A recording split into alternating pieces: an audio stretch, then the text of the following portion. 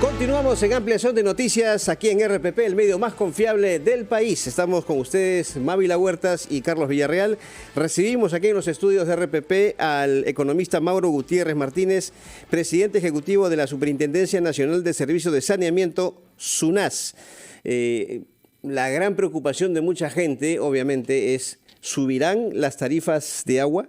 ¿Cómo está, señor Gutiérrez? Muchas gracias por su presencia aquí en los estudios de RPP. Mávila y Carlos, muy buenos días, bienvenido. Muchas gracias. Claro, Bueno, la pregunta sí, Carlos, ibas a hablar sobre las tarifas, que es la preocupación medular de la gente. Es decir, se ha dicho mucho, ¿no? Y se han hecho proyecciones bastante alarmantes.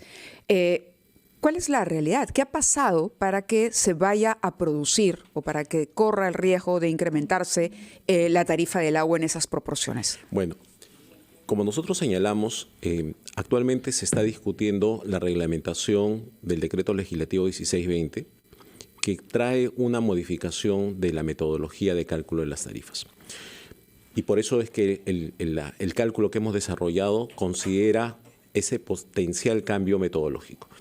¿Qué cosa es lo que trae este cambio metodológico? Lo que señala es: una tarifa básicamente lo que hace es dividir los costos totales entre la cantidad de producción, ¿no?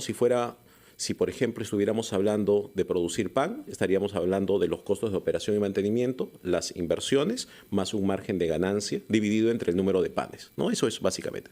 En el caso del agua pasa una cosa similar: costo de operación y mantenimiento, el cloro, la energía eléctrica, toda la parte operacional, las inversiones realizadas y financiadas con las tarifas, más el margen de ganancia. Así se establece la tarifa. Así se establece la tarifa. ¿Qué es lo que trae el reordenamiento tarifario? Lo que señala en primer lugar es que las inversiones deben considerarse no solo las desarrolladas con tarifas, sino también las desarrolladas por inversión pública. Debemos de notar que en agua, gran parte de las inversiones han sido desarrolladas por inversión pública, no directamente por las empresas. Entonces, lo que señala la metodología dice: la base de capital o las inversiones deben inyectarse totalmente, 100%. Entonces, hay un componente de subida en ese componente. Y el segundo elemento no menor es que el margen de ganancia o la ganancia que se considere en este cálculo pasaría de 5.5% a 8%. Entonces, eso conlleva, solo con el cambio metodológico, a una situación de los cálculos que ya hemos señalado. ¿Qué es un cambio metodológico establecido por este decreto legislativo? Que está reglamentando en el reglamento. Claro, en el reglamento del decreto legislativo, porque sí, los voceros de vivienda decían que el propio decreto no lo establece, pero entramos al detalle de la reglamentación. De la reglamentación, ¿no? Ahora, justamente con referencia a esto, señor Gutiérrez, ayer la ministra de Vivienda, Jania Pérez de Cuéllar, ha dicho que, bueno, SUNAS ha emitido declaraciones poco técnicas y hasta temerarias que están causando alarma y temor injustificado. Creo que tenemos justamente, permítanos por favor, y lo invitamos a escuchar a la ministra Jania Pérez de Cuéllar en sus declaraciones ayer en Tarapoto. Ante todo, lamento mucho que el organismo regulador haya salido con esas declaraciones poco técnicas y yo diría temerarias para revivir un fantasma que ya estaba muerto. Lo que me llama más la atención es que el propio regulador en sus afirmaciones reconoce que hay una brecha en las tarifas. Bueno, ahí teníamos entonces lo que le habíamos adelantado, señor Gutiérrez, y además ella ha manifestado que lo que ustedes han hecho es un cálculo de un solo escenario, sino lo que deberían hacer es un cálculo, diríamos, a través de un proceso que sea progresivo, pero los acusa de ser temerarios en sus declaraciones. ¿Qué responde ante ello, señor Gutiérrez? Justamente como autoridad técnica, lo que hacemos es evaluar lo que señala esa propuesta, ¿no? Acá, y la verdad es que la SUNAS somos una entidad netamente técnica en materia tarifaria. Lo que hemos hecho es aplicar lo que dispone el reglamento o lo que estaría proponiendo el reglamento. Justamente nuestra preocupación, y así lo hemos hecho saber al Ministerio, justamente ya desde hace semanas remitimos un informe sobre los potenciales impactos de la aplicación de la metodología. Justamente nos llamaba poderosamente la atención que en el reglamento y en la ley no habla de un proceso de gradualidad.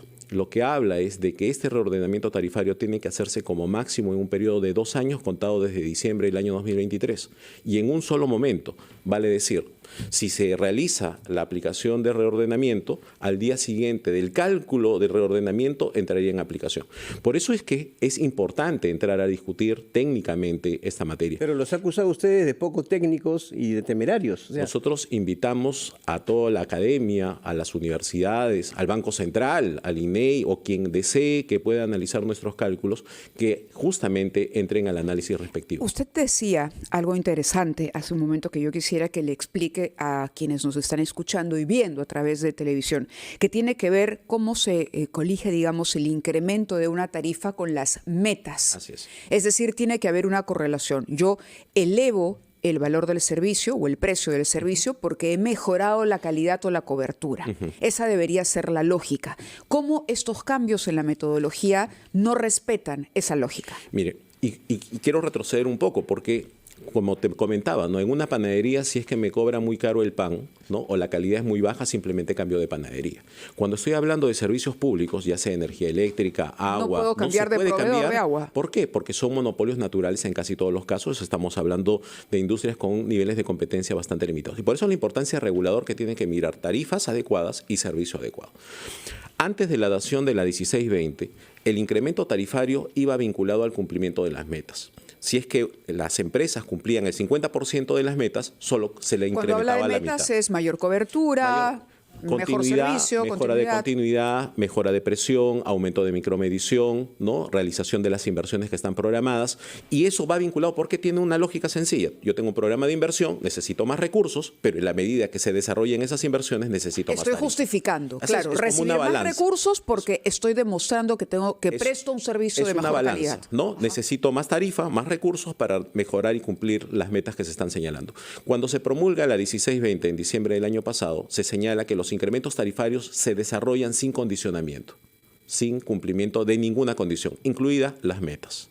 En este caso, y justo también es uno de los temas que el día de ayer, por ejemplo, le preguntaban al gerente general de Sedapal si es que se habían incrementado las tarifas el año pasado. Bueno, se incrementaron este año, se incrementaron en enero en 8.4%, pero si hubiéramos seguido la metodología, ¿no?, que se llevaba hasta el año pasado, hubiera sido en proporción al cumplimiento de las metas, que estaba en el orden del 50%. Y es cierto que esta implementación del reglamento, ¿cierto?, y el incremento de las tarifas podría repercutir, por ejemplo, en el incremento de la pobreza. Se habla de 1,4 puntos porcentuales. Le pido, por favor, que nos espere un minuto. Tenemos que cumplir con la publicidad y luego regresamos para su respuesta. Estamos en Ampliación de Noticias. Volvemos. Volvemos a Ampliación de Noticias aquí en RPP, el medio más confiable del país. 8 de la mañana con 52 minutos. Estamos Mávila Huertas y Carlos Villarreal. En cabina está el economista Mauro Gutiérrez Martínez, presidente ejecutivo de la Superintendencia Nacional de Servicios de Saneamiento, SUNAS, hablando acerca de el posible incremento en las tarifas de agua potable. Le había justamente planteado la pregunta, señor Gutiérrez, sobre si es que la implementación de este reglamento va a traer consecuencias, diríamos, preocupantes, entre ellas incremento de la pobreza, ¿no? 1,4% porcentuales.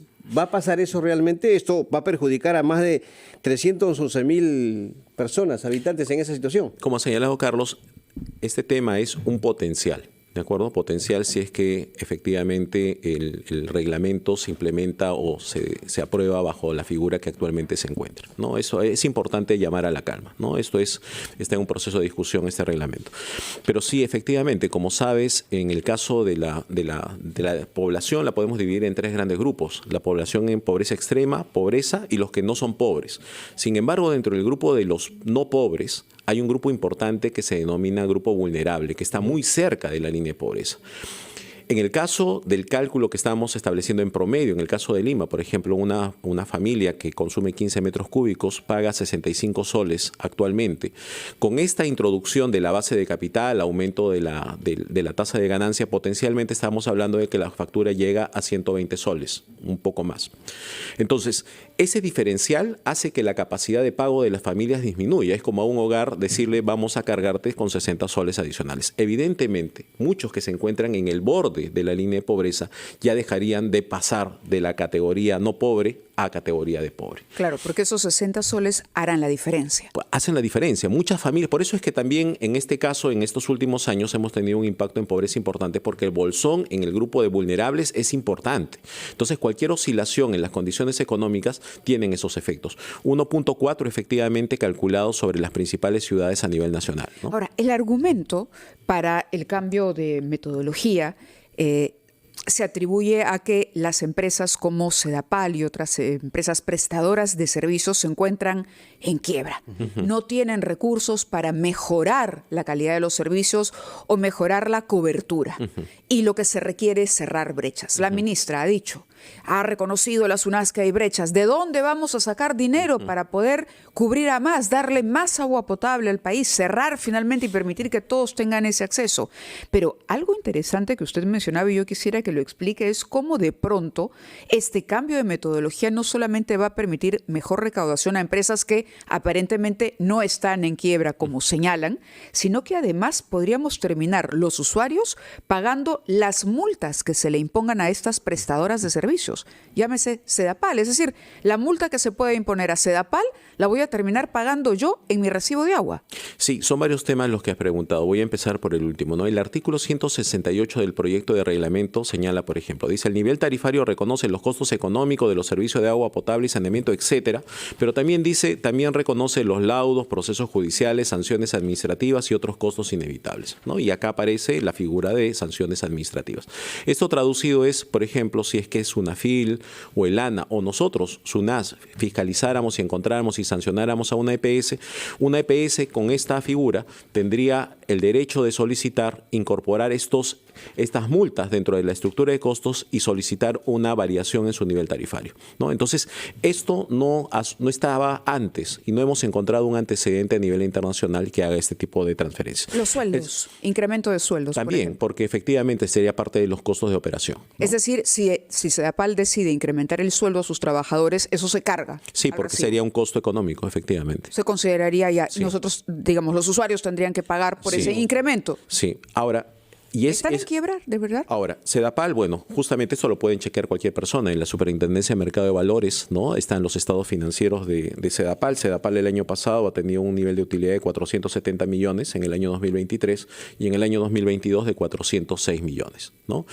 La heterogeneidad en el caso de las EPS es variada. Tenemos casos de Sedapal con niveles importantes de utilidad. Hay otras empresas en las que efectivamente los niveles son distintos, pero en la mayoría de los casos las empresas sí cubren sus costos de operación y mantenimiento. Yo quisiera, para terminar, sí. Disculpe, nos gana el tiempo, hay mucha gente que nos está viendo y escuchando y está obviamente preocupada por este tema del posible incremento de las tarifas de agua. ¿Qué mensaje le daría a aquellas familias, sobre todo las más necesitadas, con relación a este tema? Porque... repito, hay preocupación. Primero, en realidad no es una situación que es inminente. Estamos en un proceso de discusión, pero sí invocamos a una revisión metodológica de estos criterios que se están colocando. Muchos ha dicho que SUNAS finalmente es el que determina las tarifas. Bueno, pero si tenemos una receta, es diferenciar entre lo que es un médico que puede dar una prescripción y un diagnóstico a pasar básicamente a atender la farmacia y proceder a entregar la receta que ya está señalada. Muy bien, le agradecemos su presencia aquí en la cabina de RPP. Ha sido entonces el señor Mauro Gutiérrez, el presidente de la SUNAS. Vamos a ver cuál es la respuesta por el otro lado. Yo invoco que la academia, las universidades entren a un proceso de discusión sobre los impactos porque se necesita también una transitividad. Definitivamente hay una brecha que cubrir y la necesidad está en cómo podemos atenderla. Pero a nivel internacional no se cierra la brecha solo con tarifas. De acuerdo. Muy amable. Muchísimas gracias por estar con nosotros. 8:58 minutos. Continuamos, Carlos, con